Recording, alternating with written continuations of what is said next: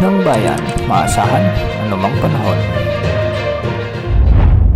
Magandang araw po sa ating lahat. Narito na ang pinakahuling update sa binabantayan pa rin nating Super Typhoon Nando at sa nagbabantang bagyong Opong at sa magiging lagay ng ating panahon sa mga araw na ito at sa mga susunod na araw. Napanatili ng Super Typhoon Nando ang kanyang lakas habang patuloy naman itong kumikilos papalayo sa ating bansa at kumikilos na ng west-northwest sa West Philippine Sea. Taglay pa rin nito ang lakas ng hangin na umaabot sa 185 km per hour malapit sa gitna at pagbugsong umaabot sa 230 km per hour.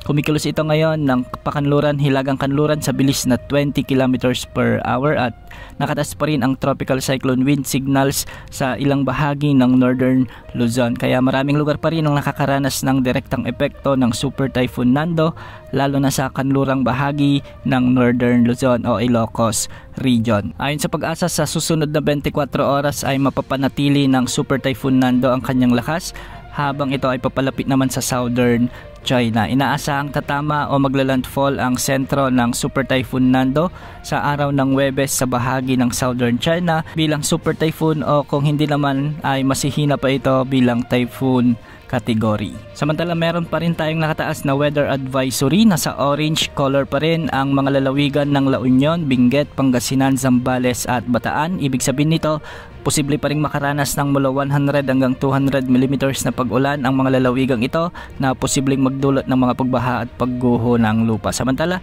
nakataas naman sa yellow color ang Ilocos Norte, Ilocos Sur, Tarlac, Pampanga, Cavite, Batangas at Occidental Mindoro. Dulot naman ito ng pinagsamang epekto ng Super Typhoon Nando at ng habagat na pinalalakas ng bagyong ito. Kaya posible pa rin ang mula 50 hanggang 100 mm na pag-ulan sa mga lugar na ito.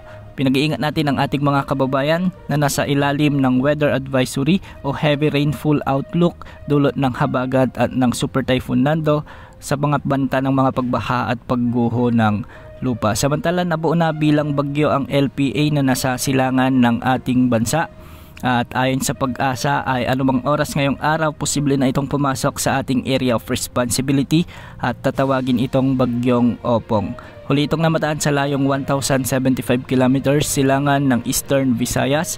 Taglay na nito ngayon ang lakas ng hangin na umaabot sa 55 km per hour malapit sa gitna at pagbugsong umaabot sa 70 km per hour. Kumikilos ito ngayon ng medyo mabilis ng pakanluran sa 35 km per hour. Kung mapapansin natin ay hindi pa ganon kalawak ang kaulapang sakop ng bagyong ito dahil meron pa lamang itong 160 km na diametro mula sa gitna.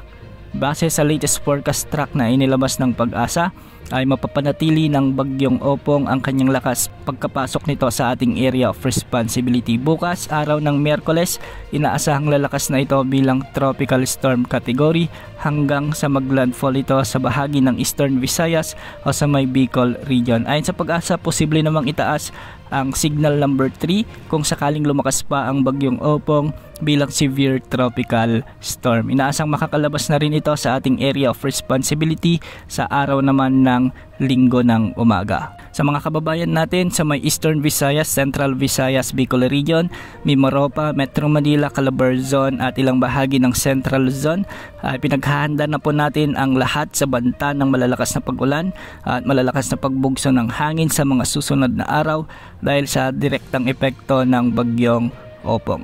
Yan muna ang latest sa lagay ng panahon. Ito po ang weather update ng bayan, maasahan anumang panahon.